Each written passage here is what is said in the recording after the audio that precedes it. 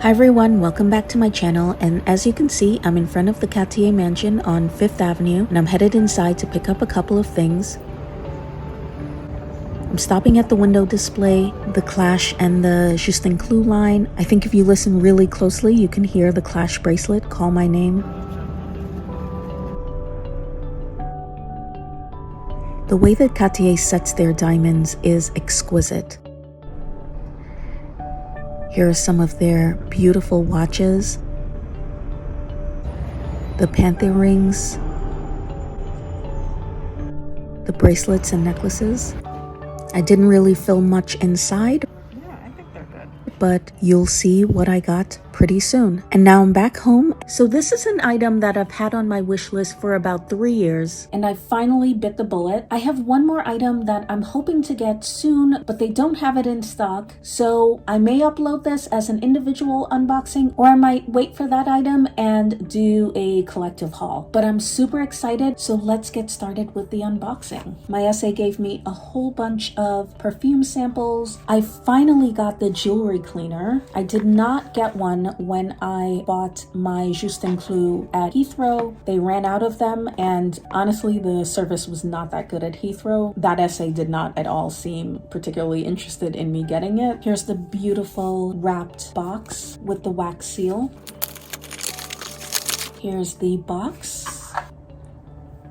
And I got the amulet necklace in malachite. There was only one available at 5th Avenue. There is a rumor that these are going to be discontinued. My essay told me that these have not been discontinued yet, but the bracelets have been, so it's only a matter of time before all of the necklaces have been discontinued as well. Some of the other colors that used to be available in the past have already been discontinued. So as far as the necklaces, there's only mother of pearl, onyx, and this malachite left in this size. The mother of pearl and the onyx seem to be relatively available in stores, but the malachite was less available, and they only had one at the 5th Avenue boutique, and I didn't particularly like that stone, so my essay pulled 5 other necklaces from surrounding boutiques, so I got to pick the one that I liked best. My criteria was that I wanted the darkest color with the most even striations, the most even lines going across. My only hesitancy in getting this is that the malachite was only available with the rose gold, and if you've watched my channel before, you'll know I'm not a huge fan of rose gold. There's a tiny little diamond in the middle. I really wanted a malachite necklace. I did not want to go for another Van Cleef Alhambra. I wanted something a little different. The other reason I went for Cartier is that I wanted malachite, but I didn't want the pendant to be as big as it is in a vintage Alhambra piece.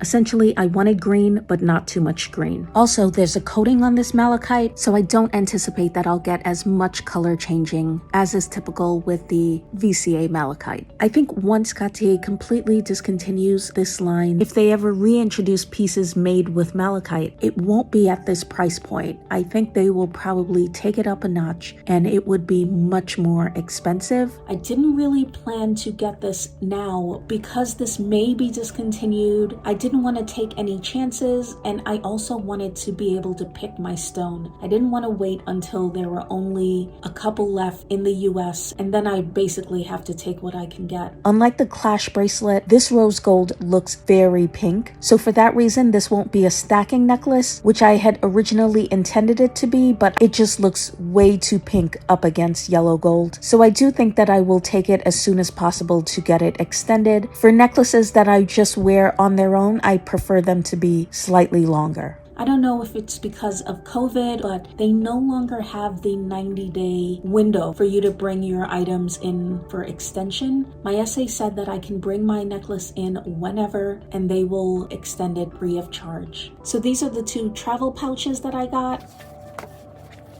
Much nicer than the travel pouches that I got from Van Cleef for my Alhambra necklaces.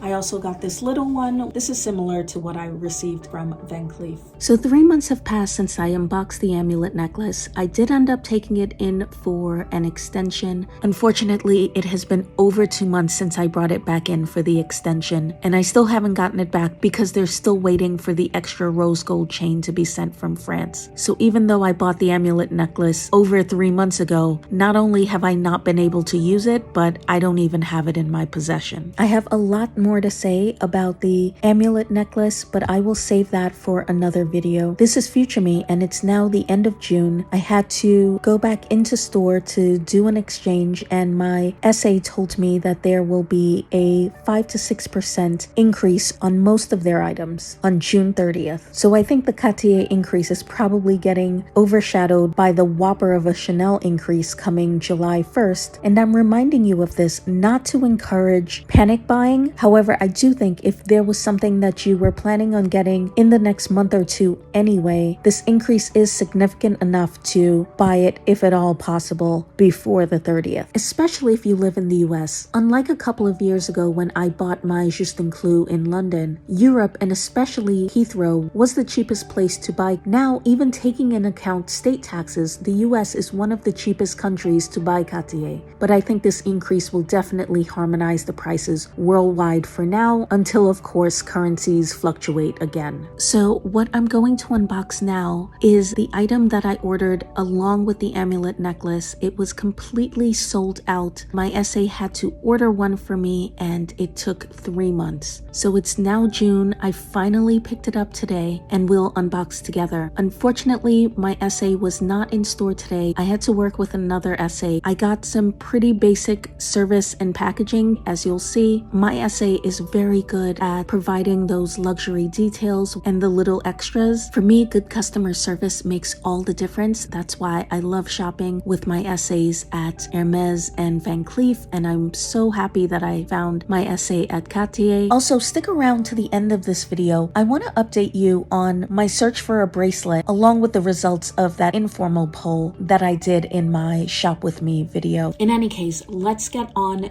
to this unboxing, the receipt. And as you can see, unlike the amulet necklace, there was no wrapping or anything. There are 2 authenticity cards, which will make sense to you in a minute. I don't think anyone will guess this because this was not on my wish list, mostly because I didn't even know this existed up until a few months ago. So this is the Juste Clou single earring. However, I got 2 of them. So I only have a single piercing. I plan to use these as regular small hoops. I first learned about these earrings on a YouTuber named Gina's channel. She made a really great video about these quite a long time ago, but I only saw it a few months ago, and I thought they would be perfect for me. I wanted a pair of gold hoops. I have white gold and diamond hoops, but I wanted small gold hoops. However, I had no plans to buy them from a luxury store because my general rule of thumb about buying luxury items is that they have to have unique luxury features. And so if I'm just gonna buy plain gold hoops, I would rather just go to a regular jeweler. But when I saw these, they are simple gold hoops, but with a twist. So I'll try to get some close-ups so you can see the details. I wanted earrings similar to what my daughter wears, which are very small gold hoops. But the thing about that style of earrings, it's hard to make them special in any way. The larger hoops seem to have more details. I did not at all like how the regular Juste Clou earrings looked. They were too big. They didn't circle all the way around like the ring or the bracelet. And these just look exactly like my bracelet. So here's the Juste Clou earrings in comparison to my daughter's solid gold mini hoops. A very similar size. Just to give you an idea of what I was going for, a more elevated version of a simple design. These are pretty difficult to get in, but once they're in, they're in. So the good thing is that you really don't have to worry about losing these. I know a lot of people use this as a helix earring. They're pretty significantly sized. So I'd say as long as you don't mind it drooping down a little bit on your ear, I think it would look pretty cute. Something else to take note of, because they're singular earrings, there's no right or left side. So the nail head bracelet will face the same direction on both your right and left ear. I actually really like the look of that, but if that would bother you, then take note of that. Now on to the question of my bracelet, which I asked you guys for your advice on in my jewelry shop with me video. If you haven't seen it, I'll link it below. But I gave you guys 4 choices and asked what you think would look best with my stack. So I wanted to give you the results. Your opinions really helped me a lot, and I already chose a piece. I will unbox it with you. So I made a little graph, and I'll admit to you, I thought these results were going to be a landslide for one bracelet. I didn't know which one, but I thought most of you would have a similar opinion. Maybe you would be able to see something that I wasn't seeing, but surprisingly, it wasn't a landslide at all. I was hoping to get at least 20 to 25 votes. Not that that would make my results statistically significant, but the larger the sample size, the higher probability that your results are valid. So I got almost 50 votes. The Cartier Clash and the Van Cleef & Arpels Guilloche bracelet both got 35% of the votes. So they were tied. In third place was the Bulgari with about 26% of the votes, and in dead last was the VCA Mother of Pearl Vintage Alhambra bracelet, which both did and did not surprise me. With that one, I figured it would be either the most popular or the least popular just because it's so popular. Popularity doesn't play a huge role in my buying decisions. I don't particularly care if something is super popular like the LV Neverfull or not as popular like Chanel Lambskin versus Caviar. Either way, it doesn't deter me from wanting what I want. I still enjoy my Neverfull and my Lambskin bags. So I just wanted to let you know that the votes were cast. I'll unbox with you what I chose and tell you the reasoning behind it. I also want to give some shout outs in that video to some really thoughtful and thought-provoking comments that really helped me to make my decision. Let me know what you think about the items that I unboxed in this video. I know these are not super popular items, and if any of you have these, please let me know how they are holding up. Thank you so much for watching my video. Please subscribe, that will make my day, and I will see you in the next one. Bye bye.